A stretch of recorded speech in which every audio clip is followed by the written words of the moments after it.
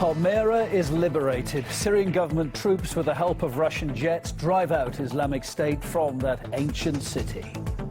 The landscape in Palmyra is good. It's not destroyed. We talk this hour to the man in charge of Syria's heritage about the plans now he has to rebuild the iconic site.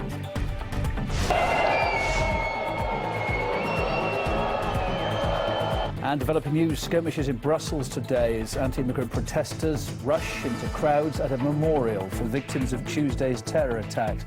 Riot police have used water cannon to disperse the groups. We'll bring you up to speed on the latest.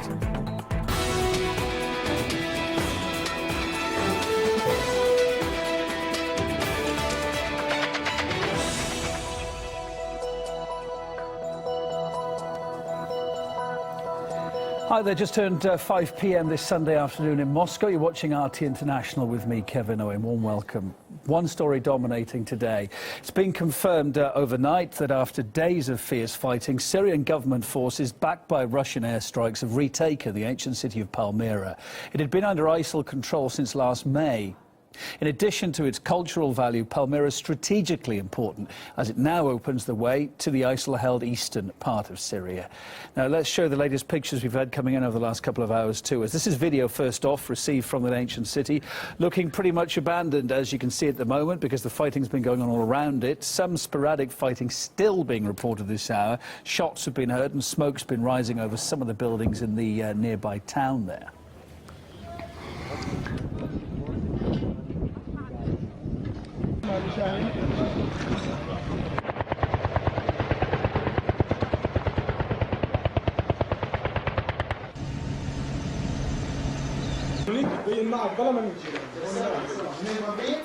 The liberation of Palmyra is also significant because of its location. It's situated halfway between Damascus and Islamic State's de facto capital, Raqqa. Palmyra will therefore now provide the Syrian army with a platform for future offensives. Pictures next of ancient landmarks to the city's southwest, many of which were destroyed by ISIL over the past 10 months.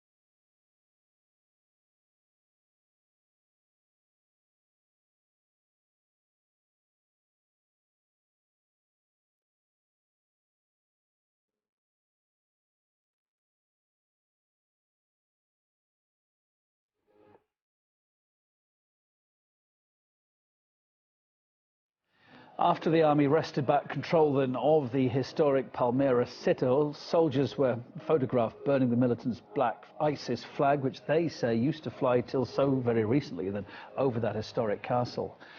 Palmyra is known as the Venice of the Sands. It's a UNESCO heritage site, but Islamic State fighters, as I said, had reduced a number of cultural landmarks to dust. For instance, this Arch of Triumph, described as a jewel in the collection, was blown up by militants. A video later surfaced showing of the moment it was blown up and what was left.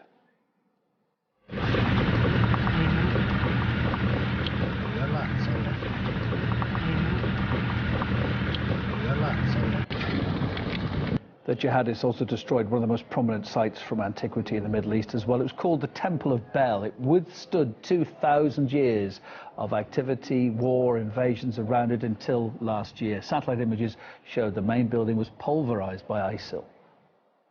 And another ancient temple also suffered at the hands of ISIL. The terror group released images showing it again reduced to a pile of rocks. UNESCO condemned that act as a war crime.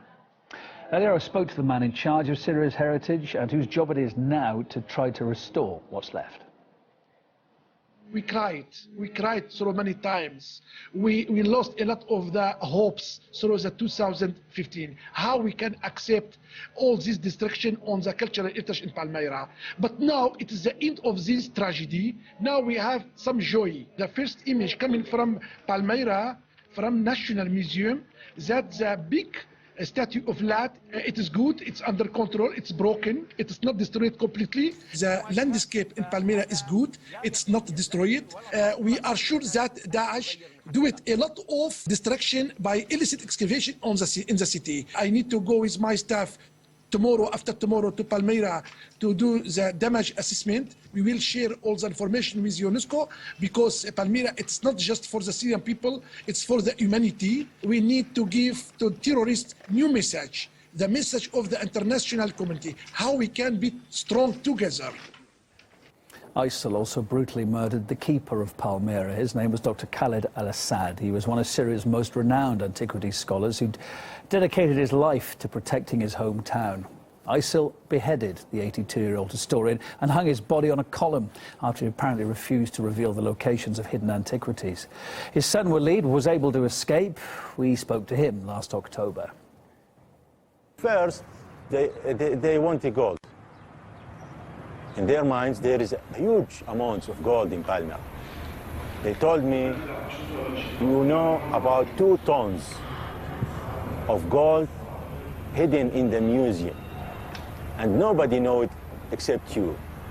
It's a kind of madness. 2 tons, not 2 kilos. I told them that the gold you want to see in Palmyra, it's very clear. Their columns, their buildings, also their statues.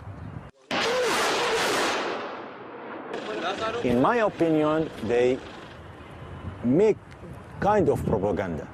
They destroy some things, especially the original statue of Al-Lat, the Asad Al-Lat, but I think they move the others. They give the all that we destroy everything, but I think they will sell the other things.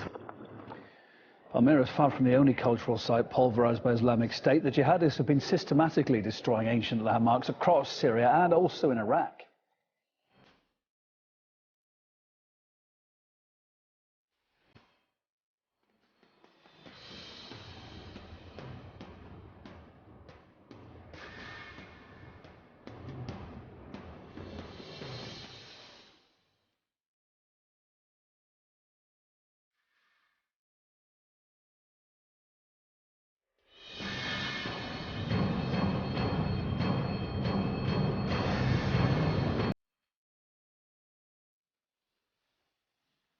This is what I call cultural cleansing. Cultural cleansing, in my view, is you persecute people on the basis of their ethnicity or religion. You destroy their monuments.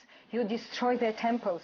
You deprive them of their intangible heritage. You attack their identities. They stop being humane. So, the retaking of Palmyra was made possible in part thanks to Russian airstrikes. Moscow withdrew most of its air forces from Syria last week, but those that remain continue to carry out raids on terrorists. Russia's defense ministry says that in the last 24 hours, its warplanes carried out 40 sorties near Palmyra, killing more than 80 jihadists and hitting over 100 terror targets, as well as providing air cover for the Syrian ground offensive.